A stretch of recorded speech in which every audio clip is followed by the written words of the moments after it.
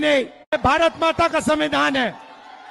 इसको अंबेडकर जी ने, गांधी जी ने, नेहरू जी ने, पटेल जी ने लिखा है, बनवाया है, मगर इसमें 3000 साल पुरानी आवाज है, हिंदुस्तान की आत्मा की आवाज है। प्रकाश अंबेडकर ने राहुल गांधी को याद दिलाया किसने लिखा भारत का संविधान। जी हाँ दोस्तों, आपने बिल्कुल सही सुना। मैं हूं पराग महेंद्र, आप देखना शुरू कर चुके हैं नेशनल चौपाल। कांग्रेस के नेता प्रतिपक्ष राहुल गांधी इस वक्त बिहार के दौरे पर है और बिहार में वोट अधिकार यात्रा के चलते लोगों के बीच जाकर फिर एक बार संविधान को हाथ में लेकर जिन तमाम बातों को वो कहते हुए नजर आ रहे हैं, लेकिन तब जाकर यह मामला इस वक्त तुल पकड़ा हुआ सोशल मीडिया पर वायरल वीडियो नजर आ रहा है जो राहुल गांधी का है। जब अपने भाषण में राहुल गांधी ने कह डाला कि भारत माता का जो संविधान है वो और किसी ने नहीं तो अंबेडकर ने लिखा है, गांधी ने लिखा है, नेहरू ने लिखा है और पटेल ने लिखा है। इस बात को लेकर तमाम तरीके की देश में प्रतिक्रियाएं है, वो प्रतिक्रियाओं के आधार आपको साझा करेंगे कि राहुल गांधी ने जो बयान दिया इसके पीछे क्या आखिर सच्चाई क्या है, आखिर राहुल गांधी इस बयान से क्या कुछ साधना चाहते हैं, क्या उनकी इस तमाम तरीके के बयान के पीछे की वास्तविकता है। इस पूरे के पूरे मसले पर वंचित बहुजन आघाड़ी के राष्ट्रीय अध्यक्ष प्रकाश अंबेडकर, इनकी पार्टी वंचित बहुजन आघाड़ी के जरिए एक बड़ी प्रतिक्रिया है। प्रकाश अंबेडकर के जरिए इस मसले पर क्या कुछ कहा है, आइए आपके साथ रूबरू करते हैं। नहीं, भारत माता का संविधान है। इसको अंबेडकर जी ने, गांधी जी ने, नेहरू जी ने, पटेल जी ने लिखा है, बनवाया है, मगर इसमें 3000 साल पुरानी आवाज है, हिंदुस्तान की आत्मा की आवाज है। राहुल गांधी जी, लाखों बहुजनों की भावना से मत खेलिए।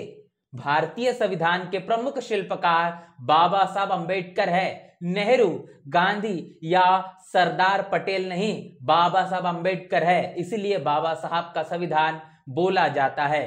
बाबा साहब ने इस भारत के संविधान को लिखा, ये बात याद दिलाने का काम वंचित बहुजन आघाड़ी के जरिए प्रकाश अंबेडकर इनके माध्यम से राहुल गांधी को करवाया गया है। राहुल गांधी कहीं न कहीं शायद ये भूल चुके हैं कि इस देश का संविधान किसने लिखा, इसीलिए बाबा साहब के इस भारत के संविधान लिखने के श्रेय उनके योगदान को कम करने की ये कोशिश बताई जा रही है, जिसके चलते उन्होंने नेहरू, गांधी और सरदार पटेल का भी नाम भारत के संविधान लिखने वाले लोगों में शामिल कर दिया है। ऐसे में इसीलिए ये बात कही जाती है जो प्रकाश अंबेडकर कह रहे हैं कि बाबा साहब का ये भारत का संविधान है, क्योंकि बाबा साहब ने इस संविधान को लिखा है। आगे वंचित बहुजन आघाड़ी के जरिए कहा गया है कि भाजपा की तरह दूसरों का नाम लेकर बाबा साहब की विशाल योगदान और भूमिका को कमजोर और कम न करे।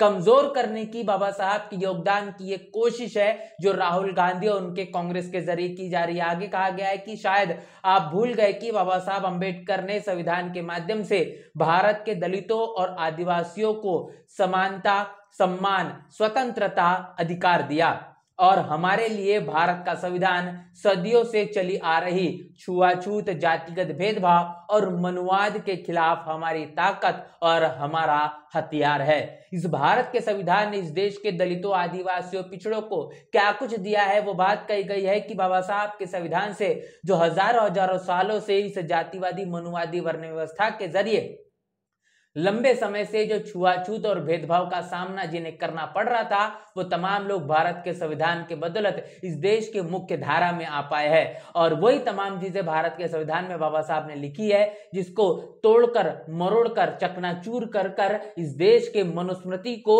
बदल कर भारत के संविधान में तब्दील कर इस देश के अंदर तमाम दलितों, आदिवासियों, पिछड़ों को अधिकार देने का काम किया गया है, जो आज हमारी ताकत है, हमारा यह सबसे बड़ा हथियार है। आगे कहा गया है कि बाबा साहब ने हमें राजनीतिक प्रतिनिधित्व और विश्वविद्यालय और सरकारी नौकरियों में आरक्षण दिया।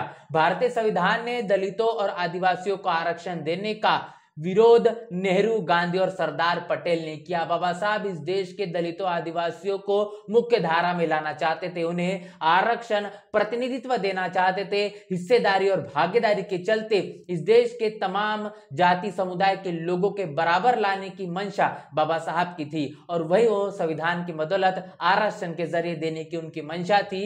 लेकिन विश्वविद्यालय और सरकारी नौकरियों में हिस्सेदारी देने के लिए सबसे ज्यादा विरोध विरोध अगर कहीं ना कहीं इतिहास के पन्नों को अगर पलटा जाए किसी ने किया तो आपको नेहरू, गांधी और सरदार पटेल का नाम बिल्कुल नजर आएगा। और ये बात वंचित बहुजन आघाड़ी के जरिए कही गई है।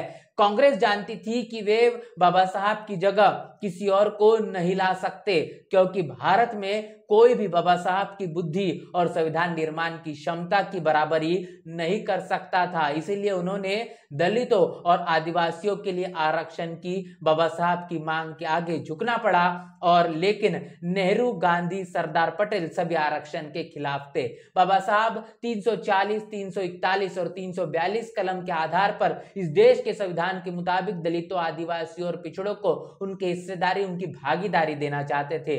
लेकिन नेहरू, गांधी, पटेल ये तमाम लोग इस बात को बखूबी जानते थे कि अगर इन्हें मुख्य धारा में लाया जाए, दलितों, आदिवासियों, पिछड़ों को नौकरियों में और विश्वविद्यालयों में, तमाम शिक्षण संस्थानों में अगर सही तरीके से भागीदारी मिलना शुरू हो जाए तो आने वाले भविष्य में हमारी सियासत ये खतरे में आ सकती है। और इसीलिए आरक्षण को हर तरीके से विरोध करने की कोशिश नेहरू, गांधी और पटेल के माध्यम से की गई। और यहां तक के ये भी किया गया कि बाबा साहब इस भारत के संविधान को लिखने में सबसे ज्यादा समर्थवान व्यक्ति थे, सबसे अधिक बुद्धिमान व्यक्ति थे, उनके पास वो क्षमताएं थी। और इसी के चलते बाबा साहब आरक्षण को किसी भी कीमत पर इस भारत के संविधान में लागू करना चाहते थे, भारत के संविधान में दर्ज करना चाहते थे।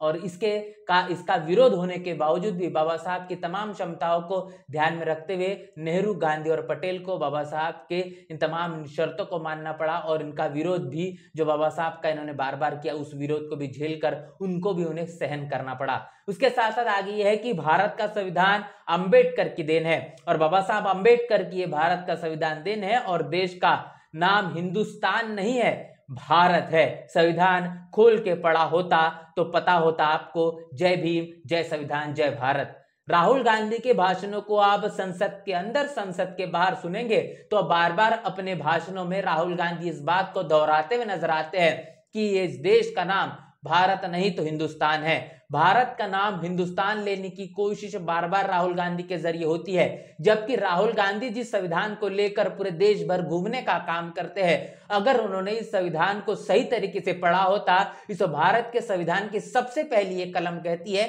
India that is Bharat. तो ये बात राहुल गांधी को बखूबी समझ जाती, इस देश का नाम हिंदुस्तान नहीं तो भारत है। और यही बात वंचित बहुजन आघाड़ी के जरिए कही गई है। इस पूरी की पूरी प्रतिक्रिया को लेकर राहुल गांधी के जरिए बाबा साहब को छोड़कर तमाम लोग, जिसमें गांधी, नेहरू और पटेल शामिल है, इनके दिए गए इस योगदान की जो बात की गई है, इसको लेकर आपकी क्या राय है, आपकी क्या प्रतिक्रिया, लिखकर कमेंट बॉक्स में जरूर बताएं।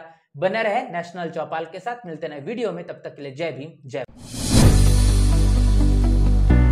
बहुजन समाज की हर खबर पाने के लिए चैनल को सब्सक्राइब करें, लाइक करें, शेयर करें। नेशनल चौपाल को बचाने के लिए ज्वाइन बटन क्लिक करके चैनल की सदस्यता लें और चैनल को आर्थिक मदद करें।